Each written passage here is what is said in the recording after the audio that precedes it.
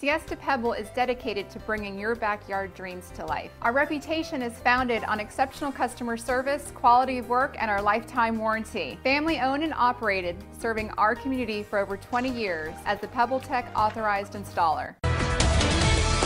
Now at 5 and only on News 5, a clock going 100 miles an hour. The man inside accused of flashing a bogus badge to beat the case, and it was all caught on camera.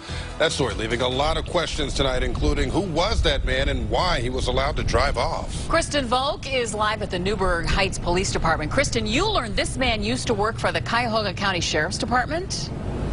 That's right, Lee. Officials there told me he left the department in July and turned in his badge. Now he is a dean of students at a Cleveland school on the city's southeast side. And 2 weeks ago, Newburgh Heights police say they pulled him over. Here's what happened. Why do you think I pulled you over? Where do you work for, Sheriff's Department? It was at this moment that the driver in this body cam video flashed a sheriff's badge.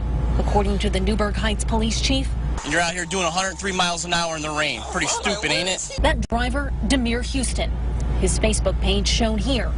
Police tell me he was caught speeding on I-77 North 2 weeks ago.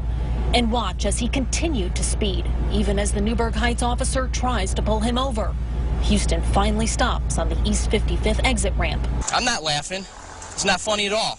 103 miles an hour out here in the rain. But then, watch what happens next. Well, I'm going to give your sheriff guy a call. Let him know. Have a nice day. The officer lets him go.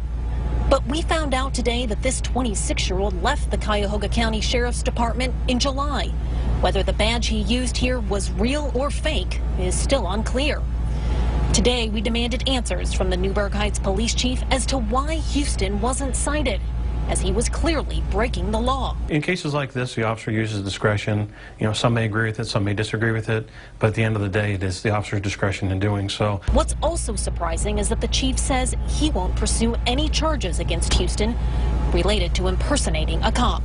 We could at this point, but we've elected just to close the investigation. It was a traffic stop. We've turned our information over to the Sheriff's Department, and they can handle it internally in whatever fashion they like to do so.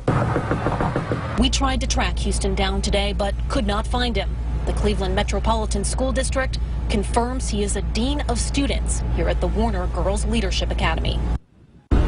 The Cuyahoga County Sheriff's Department says they only issue one badge per sheriff deputy.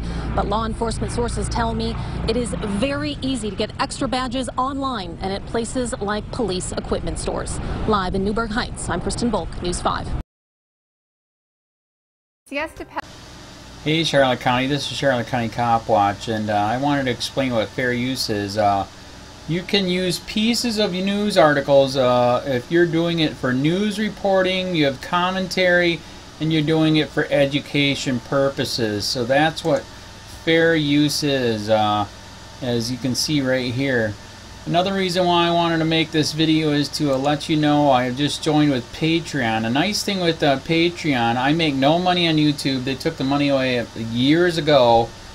And so this is another way to give, and it's a nice thing too, because you can give monthly. You can give $1, $5, $10, whatever. I do 4 to 5 hours a day on trying to wake the sheeple up on how corrupt it is and different ways that you can fight the corruption. So Patreon is a way that you can do it, and then of course the old way is still there. Donate to Charlotte County Cop Watch with PayPal or credit card. So keep that in mind. 4 to 5 hours a day. I make no money, but the corruption happened to me and I'm sick of it, so I'm trying to wake people up. But my wife would love it if if we could get some help out there. There's 47,000 subscribers. Just think if each one of you subscribers just gave let's say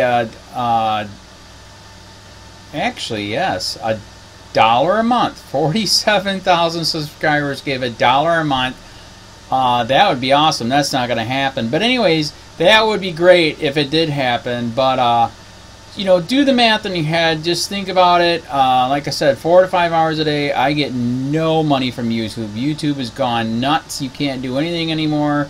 They're taking the money away everywhere. So these are a couple different ways that you can still help out with all this time that I put in.